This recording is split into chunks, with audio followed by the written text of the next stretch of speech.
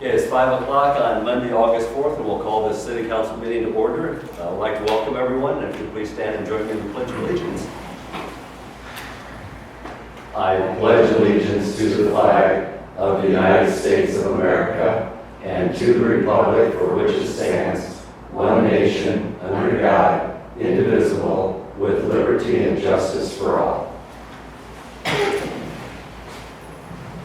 Roll call, Deb. Rodney? Here. Jessica? Here. Don? Kathy? Here. Carmen? Here. Here. Entertain a motion to approve today's agenda. So moved. Second. Motion from Harley, second from Kathy. Any discussion? Vote please, Deb. Rodney? Yes. Jessica? Yes. Kathy? Yes. Carmen? Yes. Brad? Yes. Motion carried. Today I'd like to again thank our videographer Flynn McCann, and also like to thank Rodney Davis for leading the city council meeting last week while I was on vacation and the mayor pro tem was on rag ride. So any council member have anything else they would like to share? Okay, we'll move to agenda item number 6, update from the city administrator.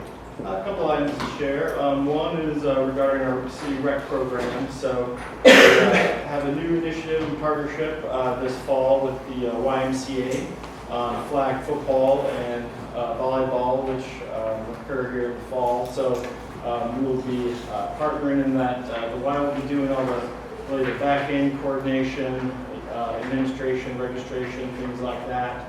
And then we'll be doing the actual kind of boots on the ground implementation.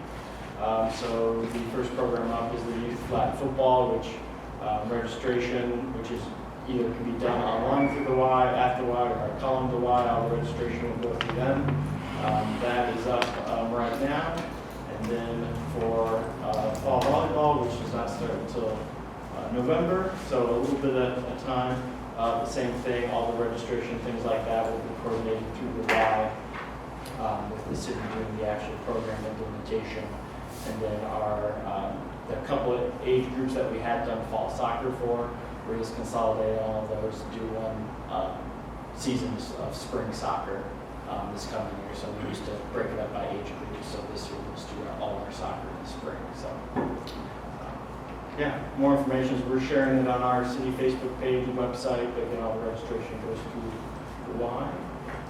And then out at the airport, the runway, the concrete runway out there closed today, so August 4th, and that runway is expected to be closed for about 70 days, so about mid-October, as the contractor begins work on the actual paving and all the associated electrical work for the runway. So the grass runway remains open. That will have to close down here during mid-project for a little bit, but we're finally starting construction on the final phase of that airport runway displacement and extension project. So that should open back up in mid-October. And then finally, since Matt is here, invite him up to give us a project update on the Nebraska Thornton Street project. Thank you, Jacob. The fair weather Thursday, Friday, and Monday today have made some good progress on the parking lot grading. So they've kind of changed their process on that, and they're doing all the subcutting and farming for that right now, and planning to haul in some more aggregate the rest of this week if the weather stays appropriate. Chance of rain on Wednesday, but they'll work through that. So if it doesn't rain, make some good progress. The previous couple weeks have been pretty slow with the heavy downpours and the wet conditions. So working on water main on Thornton Street still, it's almost complete. They'll get that tested, get services in, and then their focus is going to be on storm sewer on the McGregor Street intersection. Get that put back together, get that paved as soon as possible to eliminate the washout problems from the rain events. But other than that, things are progressing now that the weather is decent. So.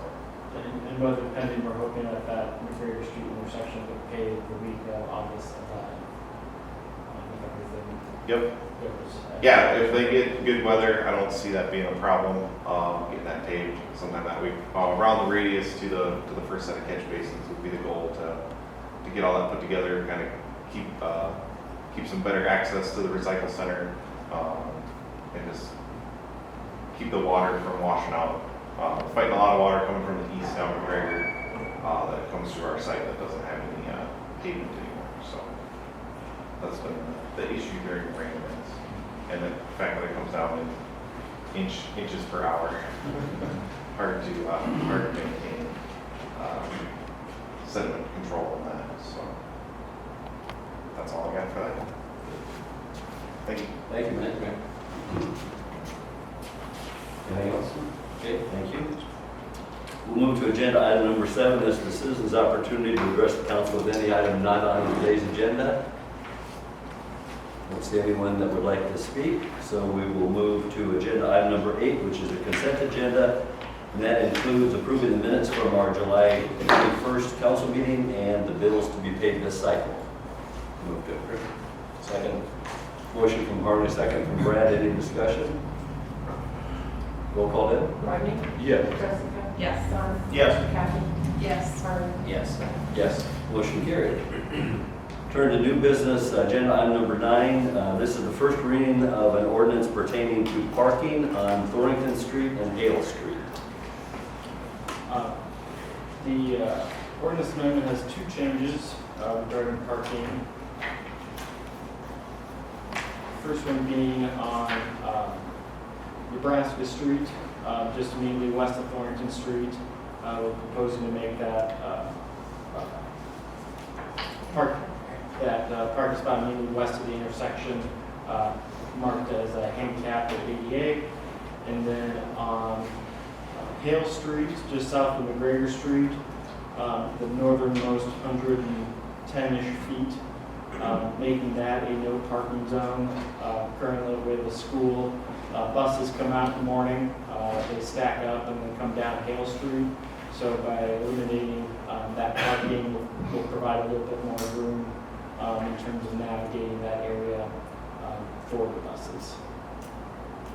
So we discussed these with Streets and Sewer last week, as well as we discussed the Hale Street with Chief Miller as well. So we just kind of some tweaks to our current parking ordinance with those 2 changes.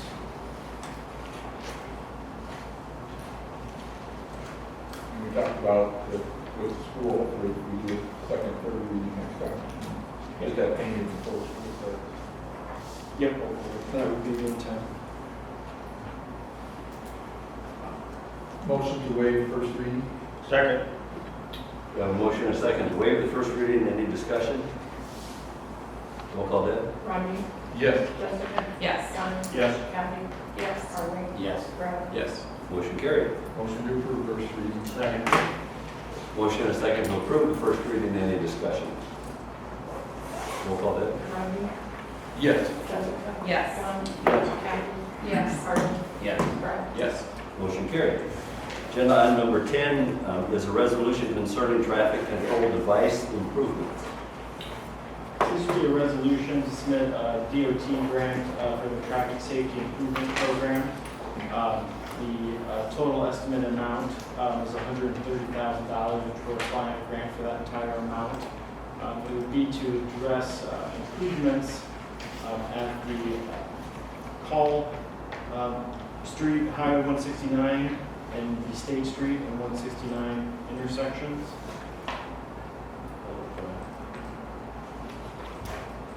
Here, Matt, feel free to get up if you Yeah, I can talk about it.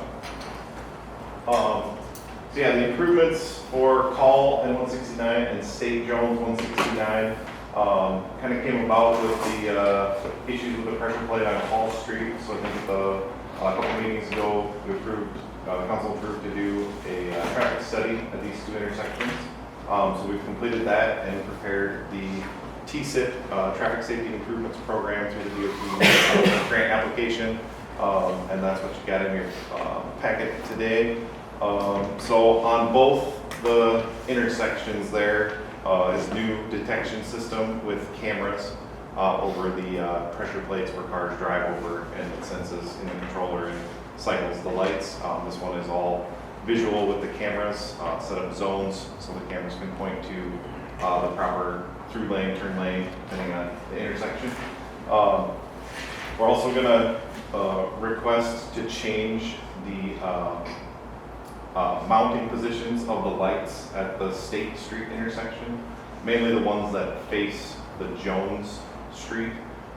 Jones is only a single lane, but there's two heads, obviously go into two lanes on 169 there, which is just kind of a weird intersection. So we're proposing to shift one of those lights to a side mount so you can see it on the side mast.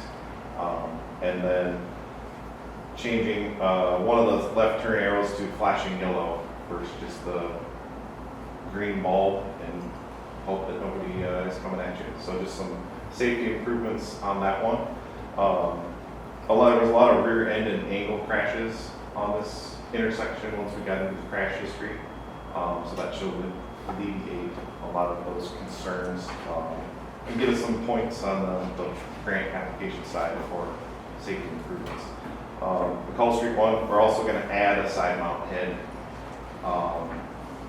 to the southbound 169 traffic there for improved visual, and on the northbound one as well, just so you can, if there is a large truck in front of you, you can still see, because the two are just overhead and there's nothing on the side. So should improve both of these intersections, and like Jacob said, $130,000 is being requested through this program. The funding is awarded in January of 2026, and then if the city gets the application, there's a few months of paperwork to get approved and start construction in summer of 2026 and wrap up in the fall. And that'll be through your General Traffic is your signal contractor that does all the signal work in town. So that's who the project will be going through. Now, those lights will be controlled, is it City Hall here, the same as McGregor and Phillips one is? Yeah, we'll, have a conversation with DOT and then traffic control, but yeah, those, the ultimately kind of how they're set up is we'll control on that, and switching with these, because right now it's a pressure plate, so you drive over it and it signals that someone's there. These would be changed to a camera. So I don't know if you want me to talk about the difference in kind of efficiencies and pros and cons of upgrading that. Yeah, so the cameras you can set up and designate zones in the camera viewport to have, say, if you have a through street on call and the right turn on call, say coming from the east, it will see and it will trigger the signals to cycle and to give Call Street a green light, and or if it knows you're in the right turn lane, it doesn't necessarily have to, because that car's going to be gone by the time the signals cycle. But that pressure plate is kind of intermittently working on and off, so sometimes a car will be sitting there and it won't ever cycle, or it'll time out and finally cycle. It could be 2 minutes before it actually gives a green light to a car sitting in the through lane.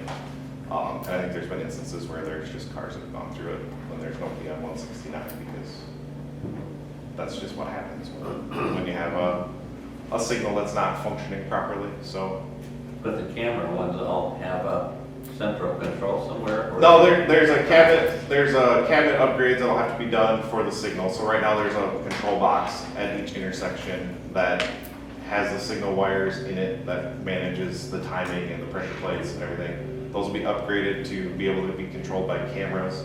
So there'll be some improvements with that, along with the left turn flashing yellow controls. And then the city can actually get data from the cameras to review track crashes and just various other needs for camera view versus the pressure plates aren't providing any follow-up data. If there's a crash, there's nothing to see.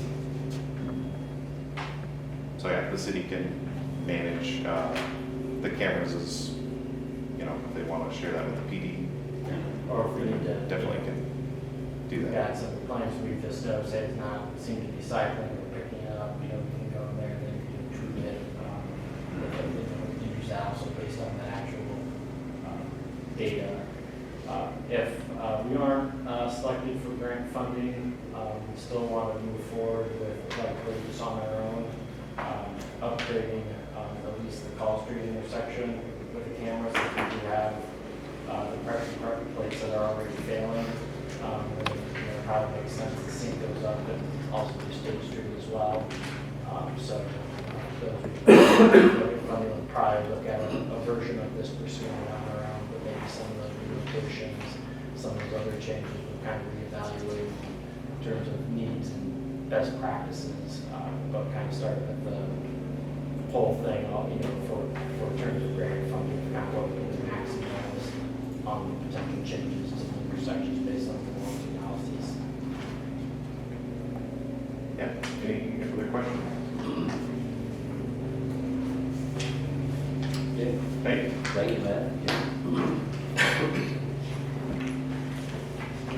Move to approve the resolution approving the DOT grant application. Second.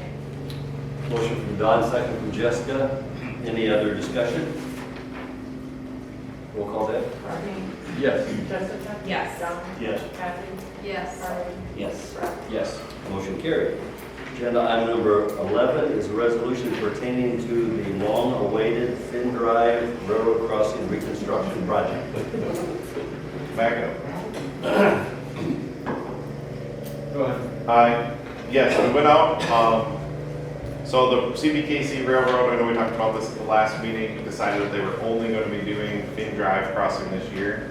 That was a change of plans from the original all four in 2025. So we went out for bids just for the Finn Drive crossing, put a plan set together.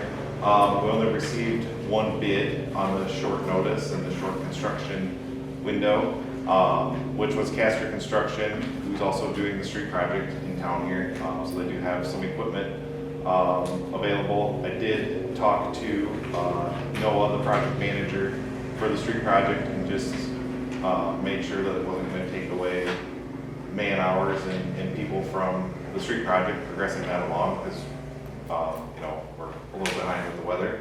And he assured me that most of it is concrete work, so it'd be concrete crew doing most of the Finn Drive work. There's probably one day of removals and grading, and the rest is just putting the pavement back together after the railroad gets their crossing panels reset. So in your packet, you get a recommendation to award the project to Castor Construction for $184,205. That's all in. This program is funded a 2020-60 split with the Iowa DOT.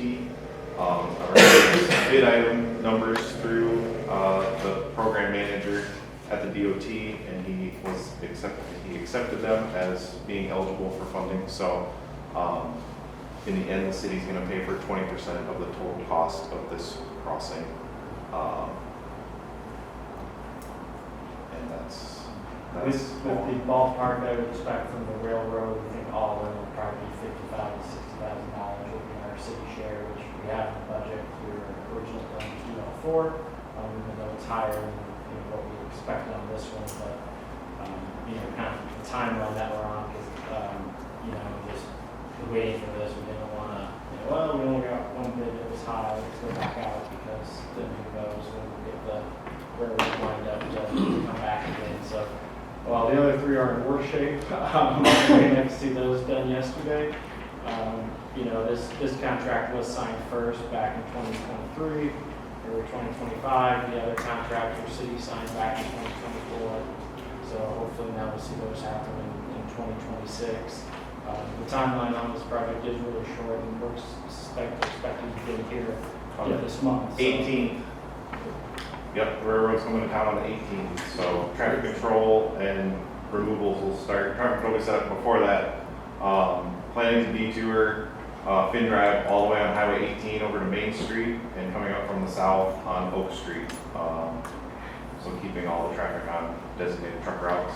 So there's going to be a pretty substantial detour in place for that 100 feet of paving, but there's no other places to cross that side of town other than Main Street. So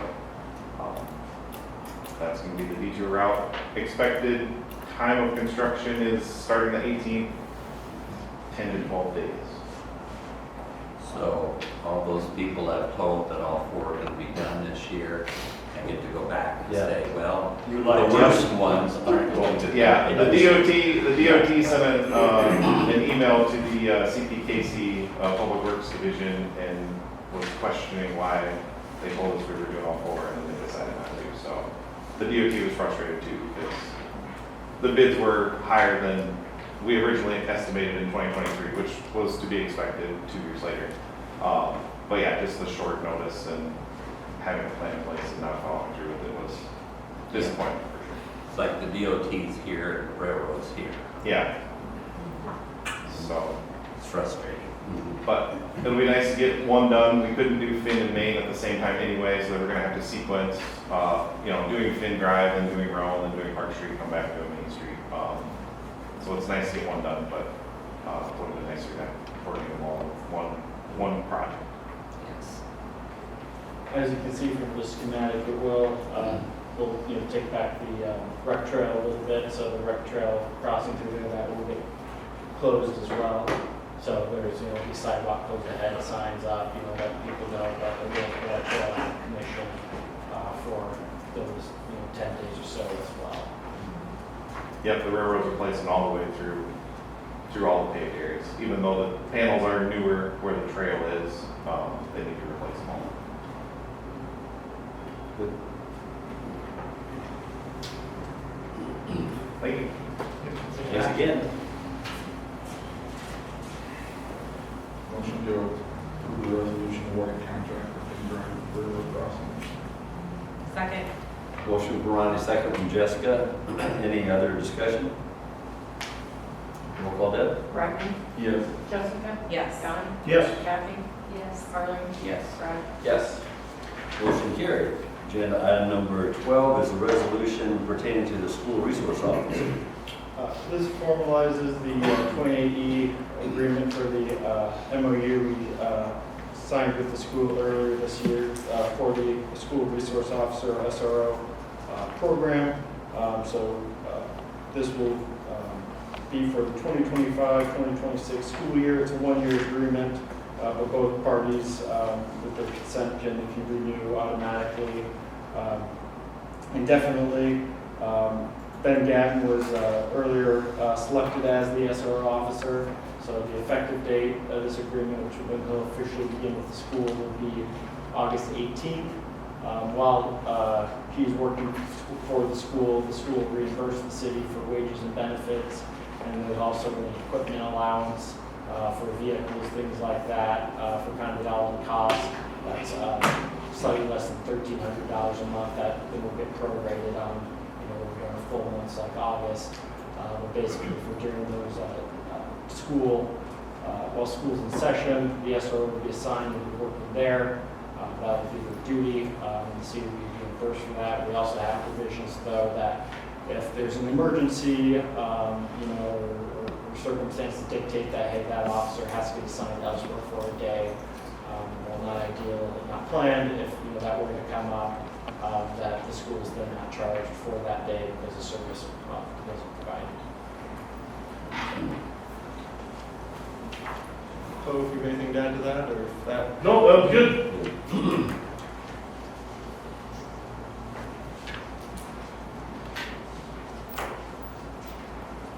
Move to approve the 2080 agreement. Second. Motion from Harley, second from Kathy. Any discussion? Roll call, Deb? Rodney? Yes. Jessica? Yes. Don? Yes. Kathy? Yes. Harlan? Yes. Brad? Yes. Motion carried. Agenda item number 13 is a resolution approving a catalyst grant for the State Street Hotel building. Last winter sometime, Lou Garrowwood had contacted the city and Cassup County Economic Development about what we could do to help him open business in the State Hotel downtown. Iowa Economic Development was also here and we all toured the building. The city ended up applying for a catalyst grant, which is a remediation grant from Iowa Economic Development Authority in the amount of $100,000 to help cities remediate buildings like that. So we were awarded this resolution. Will approve the contract with the IEDA. When we decided to move forward with the grant, the city also agreed to match the Catalyst grant at $100,000. We are currently working on the development agreement with Luke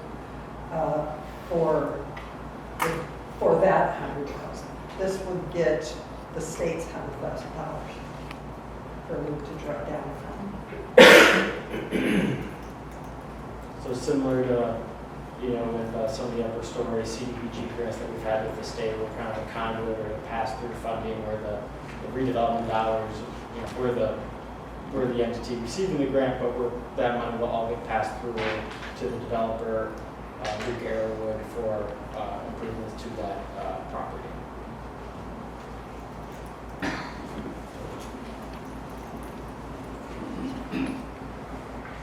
Motion to approve the resolution approving the agreement with the Iowa Development Authority.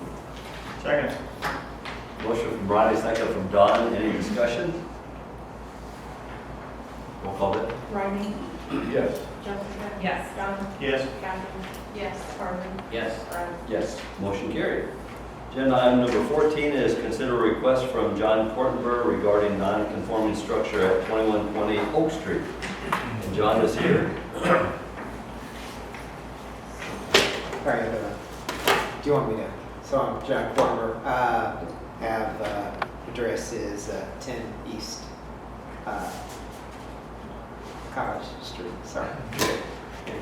So here, y'all see the pictures up here. I want to hand out just this, just so we at least kind of go over this, or at least kind of you can see it maybe from a side angle too, or maybe boots on the ground, how about that? I think I got, well, I might have here you go, y'all. Sure. Yeah, is that okay? You want to see one? Yeah, I think yeah. All right. So I was informed on this letter that I was in a non-compliance. I gathered that there was a complaint from a citizen that there was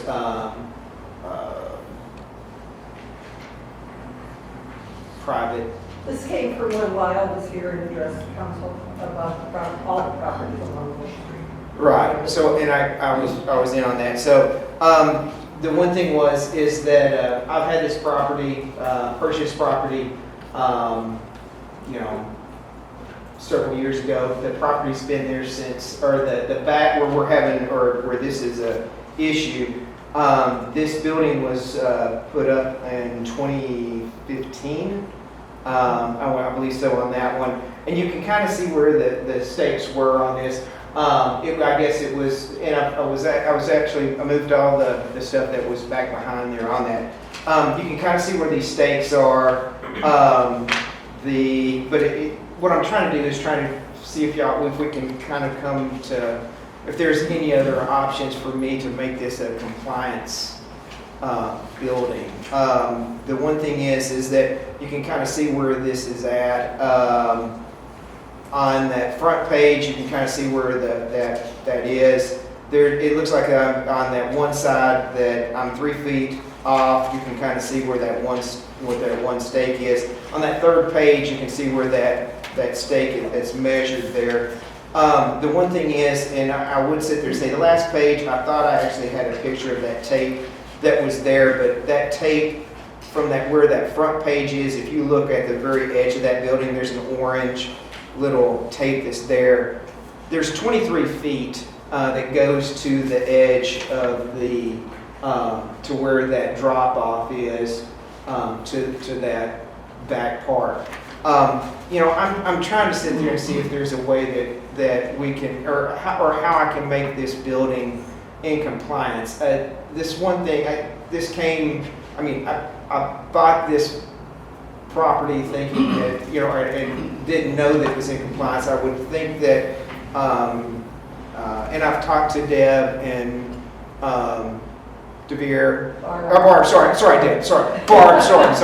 I talked to Barb, talked to DeVere, Jacob was there one time, and part of that at the very end. The one thing is I'm just trying to sit there and see if there's a way that I can get this building to be compliant from the city. The picture that you see there, you can kind of see where it's not necessarily, the stakes are a little bit more.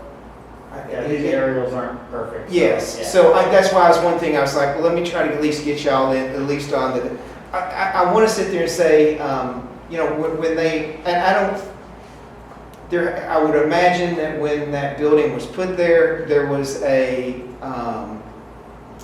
building permit that was there. The city was saying that they're having problems trying to find that building permit at one time to me. Producing it. The one thing is that I would imagine that whoever did that, they put it within, or where they thought they were in compliance with that. You know what I'm saying? And I don't think the city knew exactly where some of these lot lines were until that was actually run very recently. So because Walker's building, you can actually see kind of, there's another white building, there's another building that's back behind there. I'm just trying to sit there and see if there's any way that, that, you know, or what my options are to y'all, because Barb was sitting there saying that there's really, I don't have many, I only had really 2 options. Correct, ma'am? The way the code is written, yes. Yes, ma'am. And I'm just, and I get you. You can only do with what your hands are tied to, ma'am. I've got it.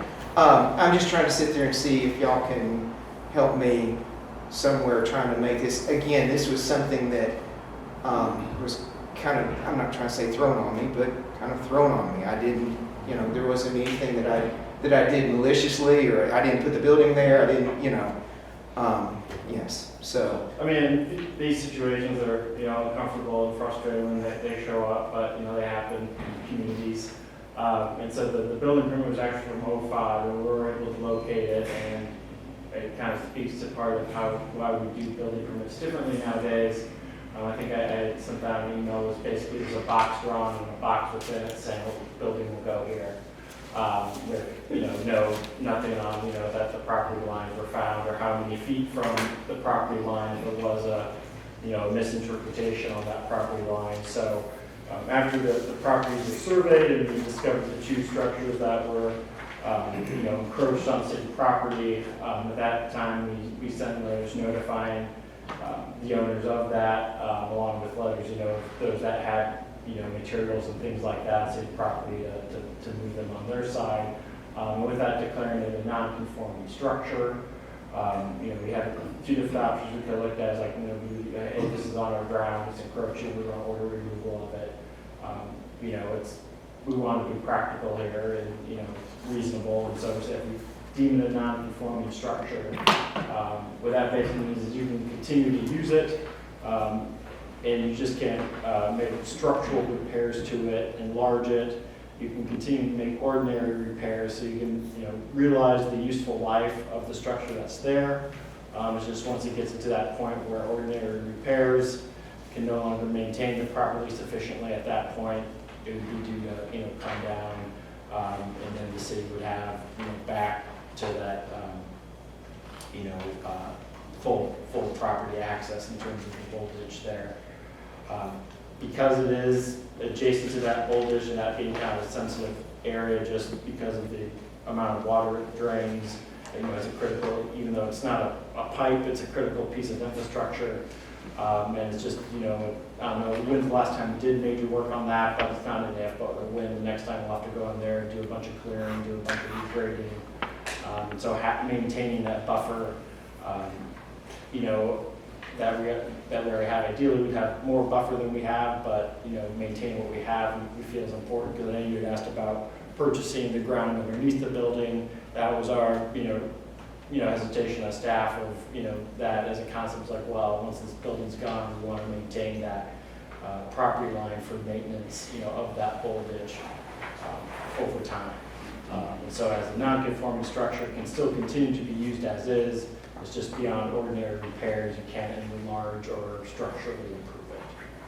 So the other question I had, and this is one thing, there's only a garage door in the front. I actually do have a door that I want to put on that building, just to be able to enter from the side, just besides the garage door that's there. The way that that non-conforming building is stated, I could not add that door on, correct? The last time you were in my office, I told you we would allow you to put the door in. But the way that it's written, that I'm just saying, as a non-conforming building, how you have it, I would not be able to do that, correct? It depends on if you consider a door structure. You Yes, can cut a door into an opening and it's not structural. It depends on where you're putting that door. Okay. Is it just an entry door? It's just a side door, yeah, yes. But again, that was one of the other things is that, and then, again, when I purchased this, it was, from underneath my understanding, it was a conforming building, not being a non-conforming building. The one thing is if I ever do decide to sell that, then I have to disclose that it is a non-conforming building, and the value of that could drop significantly, and or it could be a detriment to someone who is looking at that property. One other thing I'd like to add, he wants to make this a conforming structure. So he would have to buy the 3 feet of the city land that the building is setting up, plus another 10 feet to get the rear yard. Then the west side of the building is still non-conforming because it's not The west 6 side feet is, off of the property line. the west side So is then you would 9 have feet. to go before a board of adjustment and ask them if they would make it a conforming structure. So it's not just buying property, there's multiple The west side is off by a foot. There's multiple things that would have to happen to make this a conforming structure. Could you tell me a little more about the building? It's like a pole building, or does it have cement under it? It has a or- cement slab to it, yes, I sir. just wondered why it would be difficult to move it. Because it's attached, sir.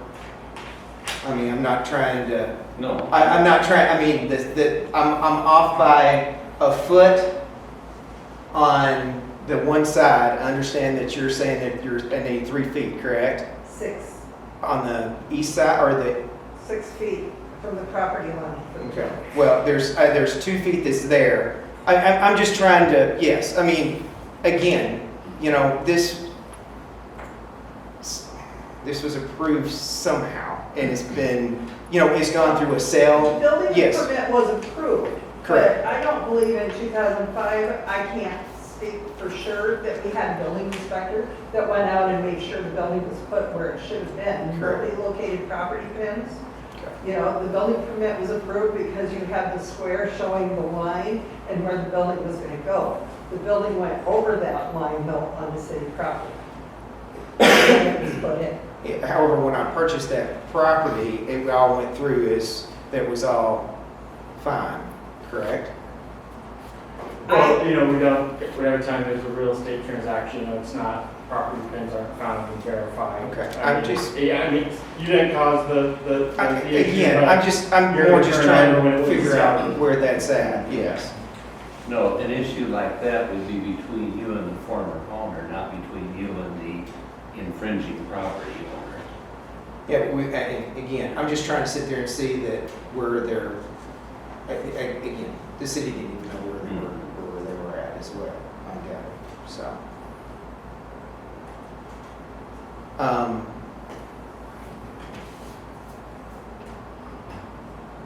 I guess I would have a question on this. So the other question was, and I understand if people are going to sit there and try to ask about property, again, it's,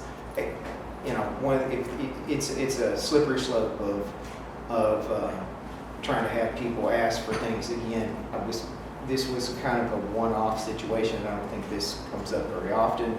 I hope not, because it is kind of scary to sit there and like this is a non-conforming building, and then I'm going to come to all y'all and ask for forgiveness of something I didn't cause, but try to make it right on my side of it. The one question I have is that if Walker's property, there's a problem with it, your setback that you're trying to do that. if Walker's property were to stay where it's at, you know, there's still, there's even less distance between his property and what even if I were to buy the back, you know, more footage behind there, you would still have more footage. And again, it's not like I'm trying to I can't put anything else behind there. There still would be all that access that would still be there. It's not that I'm not trying to defer access or anything like that. Again, it's just I'm trying to make that building in compliance. The one thing is it wasn't we weren't so worried about the Board of Adjusters trying to get on the west side. It was more the back that was the problem, correct? Well, both. It's too but- close to property line on the west side, and it sits on city property on the south side. And as far as Mr. Walker's building, he also received the same letter that he has a non-conforming structure. We are going to allow him to keep it until a point in time where you can't maintain it anymore, same as your building. Okay. So, and again, it would be, you would still have to have equipment that would still be able to go back behind his. And again, that you would, I mean, his space is even less than mine. I would sit there and say that than what it is right now. The way it is right now, but if we give you that additional 10 feet, it's going to be Actually, it either wouldn't further be. or close. So that would be this picture right here. That would be, there's actually 23 feet that would be there. There's 23 feet, but then you have to have the additional 10 feet, so So there's you not. have your setback, so there's only 13 feet there. Correct, ma'am. And the way that his building is right now, if he doesn't move it at all, he only has 9. Okay? So But you we're would not- still we're have not making you him would move still, his building, just like we're not making you. I know, move but yours. you would still have more footage than, you know what I'm saying, than what you have right now. Correct? I haven't been out there from this, I would agree, but we have not made the measurements. No, I'm just, again, it's not that I'm trying to, I'm just, again, I'm trying to find a solution somewhat around some of this, to at least try to make my building conforming. Yeah, I guess I really don't know how we can make it compliant. What we could possibly do is allow it to remain sitting there. Although I think, you know, if I had the property to south of you there, you know, if that was my yard right next to you, and somebody's building was sitting in my yard, I think at the very least I would insist on some kind of a rental contract for the amount of property there, just so it doesn't go down in history at some point where a person comes back and says, well, it's been there for so long, now it's legal. You know, I don't know how that works, but I'd be concerned about something. In my experience, adverse possession does, I suppose it can, but it doesn't apply to cities.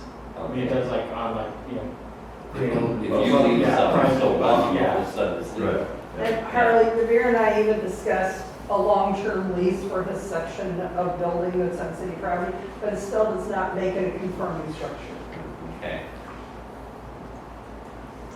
Okay, I guess as far as sitting there, it hasn't hurt us in the past and won't until someday when that voltage needs work done on it. And at that time, I want to make sure that the city has every right to use all the property that we have in order to do whatever repairs are required at that time. So any buildings that are on our property need to be able to be moved at some point. Now, that could be 10 years, that could be 30 years, I don't know. You know, maybe the building will be gone by then anyway, but we don't know about those things. Because I think even right now, the amount of room, we're short on the amount of room to access the bull ditch, depending on what would need to be done. Depending on what would need to be done, Right. correct. If we need to get a backhoe in there or something like that and start tearing trees out and stuff, we would need some room. Yeah. You know, the 23 feet, we could probably deal with, we could probably it would be difficult to get in behind Walker's building, but we would try to work around that because we don't want them to tear the buildings down. They've been there, we understand it would be a hardship to make them move them, but I don't feel the city should sell him additional property to make it a conforming structure. No, I agree with that.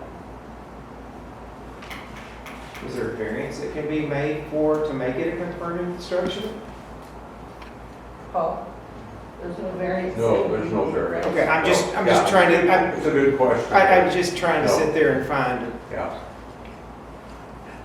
Is there a way to make the buildings smaller so that they're not on city property? I don't know how to, you would end up having to chop the building up. Yeah. I don't know how to, Yeah, especially if you had to take some from the west side and the south side. yeah, I guess. That night, each will tear a Now building you're down messing there. with structure. So right now, really the only thing that, I mean, I see that could really affect you, as long as you keep up the building, could be the sale of it later.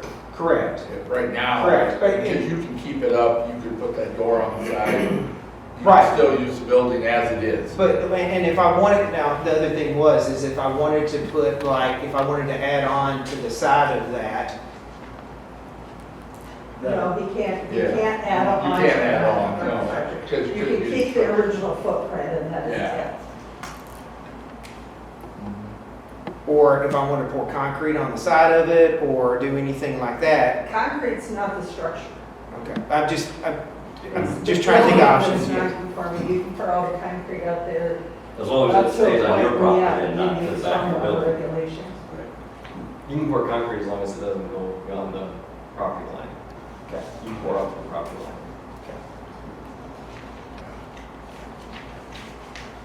So, the one thing I'm thinking of is when you go to sell this, if you go to sell the property and now your building's encroaching on city property, it's gonna be a cloud on title. Is that how we say it, Paul? It's a cloud on title?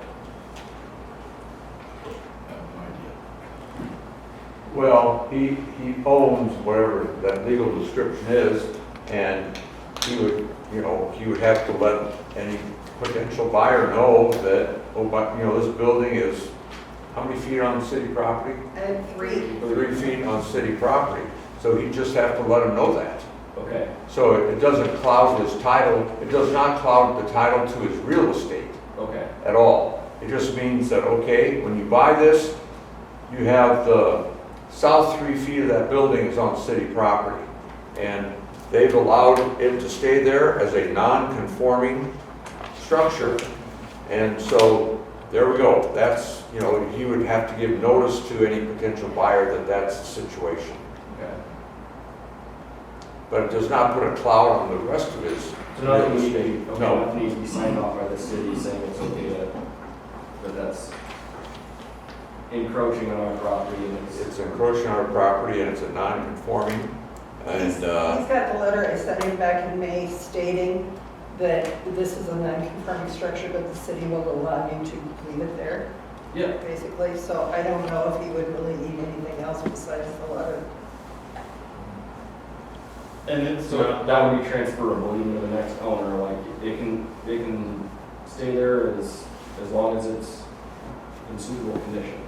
yeah, as long as Yeah. it continues to meet, property maintenance standards and continue to make ordinary repairs, can keep it in, workmanlike manner, or whatever term you want to use that, so it could be 20 plus years before that building gets to a condition. And, the alternative would be it's just like, it's on our property, it needs to be off our property, here's trying to be practical from the start.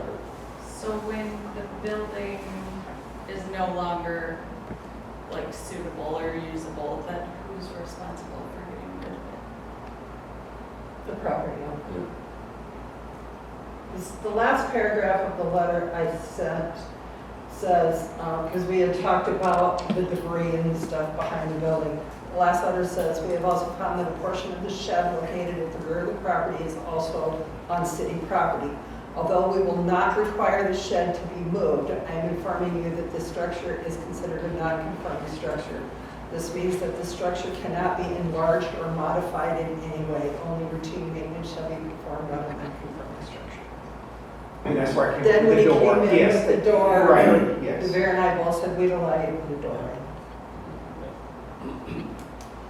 The normal maintenance could be if he needed to re-tin it, he could re-tin it. He can re-tin it, he can re-roof it, he can replace the garage door that's there, he just basically can't add on to it. If there should be a fire where 60% of it is destroyed, he can't rebuild it.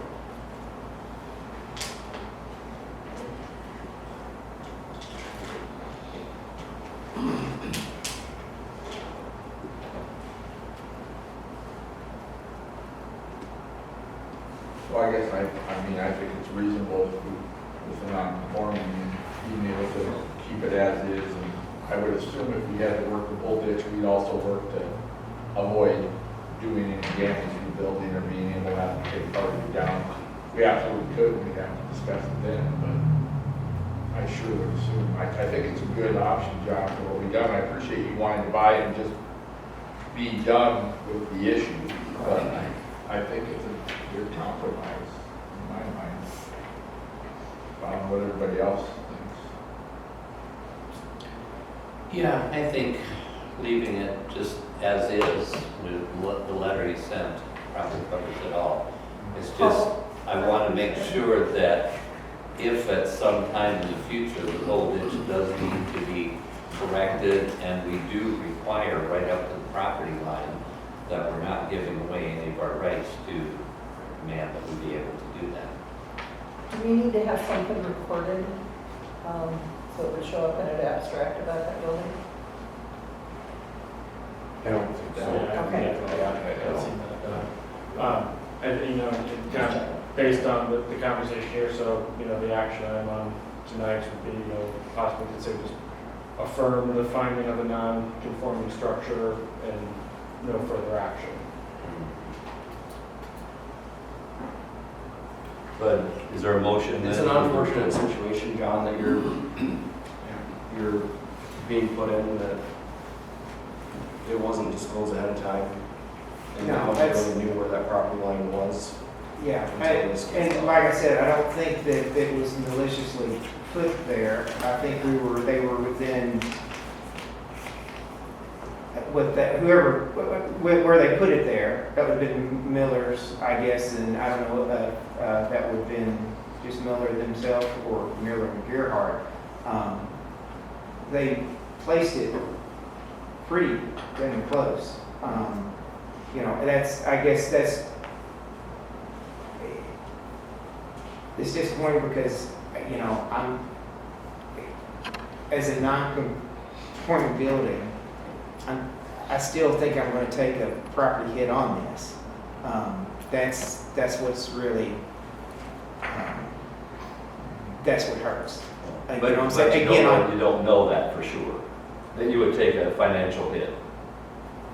Well, when you can't do anything to that building any more than, you know what I'm saying? I Yeah, but- mean, you know, you can't add on to it, you can't, you don't, just, yes, I mean, but when it'd be no different than any restriction you have, there's restrictions on it. When you have a restriction, you have a restriction. So we have a restriction, correct? Correct. So that's the thing that's more, I guess, that's disheartening that, again, and it's not, I know y'all got thrown into this as much as I did. That's where it's just, you know, And I think, John, through the years, we've found that situations occurred years ago, it's just like was described, you know, the building permit had a square on it, handwritten, and things were done different than they are today. That's why we've tightened things up so that we're better organized in the future. Then people can look back and say this was done correctly. So sometimes things have happened, not just with this, but in other situations that we've had too, right. And I where it wasn't get always that, done the way it would be done today. but I get that. It's just, I would think that, again, a property that's been there for 15 years, nothing was ever said, nothing was ever done, that would be, the board would be a little bit understanding, like, hey, you know what, let's try to make this right with the citizen that it's affecting. Well, honestly, I think we are by allowing you to keep the building on city property. I have had a couple residents in town upset that we are allowing those buildings to be there on city property. They're thinking we should insist on them being torn down. And I have flat told them, no, we're not doing that.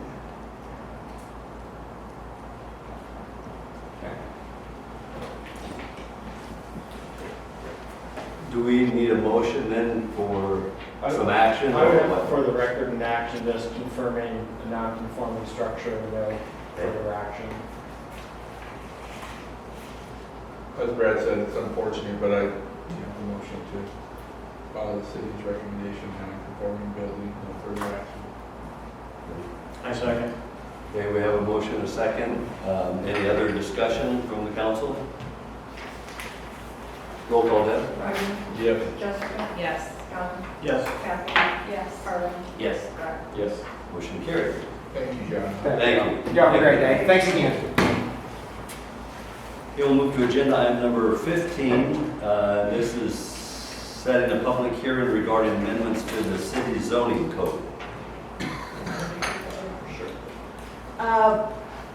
Jacob, DeBear, and I have found a few challenges with our current zoning code. We have sign regulations in our zoning code, and then we have chapter 15.24 in our zoning code pertaining to signs. And there are places where they kind of conflict. So we have tried to clear up our sign zoning ordinance by making amendments to the zoning portion for signs and referring to chapter 15.24 and trying to get all the regulations in that chapter.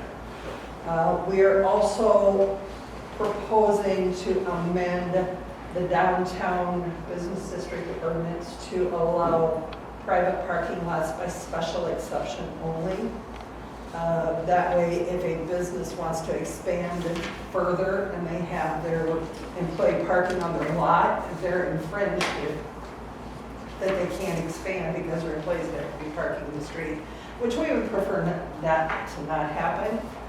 So this would allow by special exception only a business that can have a parking lot on their private lot to access another lot if need be to build a private parking lot. They would be required to police it as to who's parking there, etc. But this will also prevent private parking lots popping up all over downtown. So this is just setting a public hearing for proposed to be August 18th at 5. P&Z has met and is recommending both of the changes. Okay. I guess I'm trying to think private parking lot. Are you talking like from the movie theater across the street there? That's assume a private parking lot. That's the sort of thing. Yeah, so yeah, with that property that Bill Farnham owns, like, well, yeah, I don't know how that came about, but that got divided from the property, but like, yeah, in that case, like, right now, unless it's a part of the lot, you can't just construct a private parking lot on the downtown lot that's not considered permitted use. So this would allow a vacant or a lot that currently has a building on it for that structure to be, or, and put in a parking space that would not be for an on-site business. And Bill Farnham's parking lot, for some reason, is zoned conservation. So it's allowed. But otherwise, private parking lots are not allowed downtown.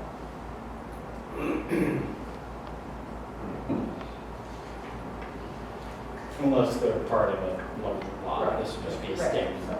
Yeah. Move to set the public hearing.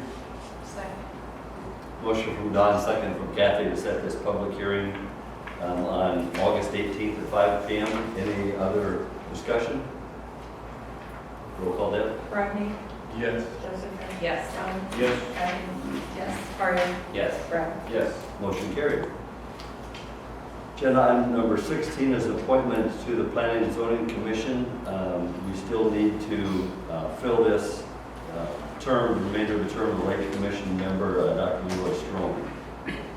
This became eligible for appointment on June 16th, council meeting. So let's see if we can work to fill that Planning and Zoning Commission position. Agenda item number 17 is appointment to the Airport Zoning Board of Adjustment. Joe Muller's term expires 1st of August, or it did expire the 1st of August. I did visit with Joe. He's happy to be reappointed. This is a very inactive board, but it's a board that the city needs, and Joe said he would be happy to fill that position, so I'd recommend Joe to serve another 5-year term on the Airport Zoning Board of Adjustment. Move to approve. Second. Motion from Harley, second from Kathy. Any other discussion? Roll call then. Rodney? Yes. Jessica? Yes. Don? Yes. Kathy? Yes. Harley? Yes. Brad? Yes. Motion carried. Agenda item number 18 is appointment to the Library Board of Trustees. Dolores Hugh Miller resigned from the board, and we need to fill the remainder of her term, which expires the 30th of June 2026. Christy Albrecht applied for that position. She's a frequent library user. Lori did visit with her and thought she would be a good asset to the board and would recommend her appointment. As do I. Move to approve. Second. Motion from Don, second from Jessica. Any discussion? Roll call Deb. Rodney? Yes. Jessica? Yes. Don? Yes. Kathy? Yes. Harley? Yes. Brad? Yes. Motion carried. Thank you, and thank you, Christy, for volunteering for the library board. And agenda item number 19, this is our final agenda item. This is the first notification of term expiring on the airport commission. Aaron McCartan's term expires the 23rd of August of this year. And that commission consists of 5 members, and they serve 6-year terms. And this is an appointment also by the city council. So we can ask Aaron to renew his term. I'll talk to Aaron. We've got airport commission next Tuesday night. I'll see if he wants to be renewed. Okay, good. All right, it's 6:02, and I would entertain a motion to adjourn today's meeting. So moved. Second. We have a motion and a second. The meeting is adjourned. Thank you.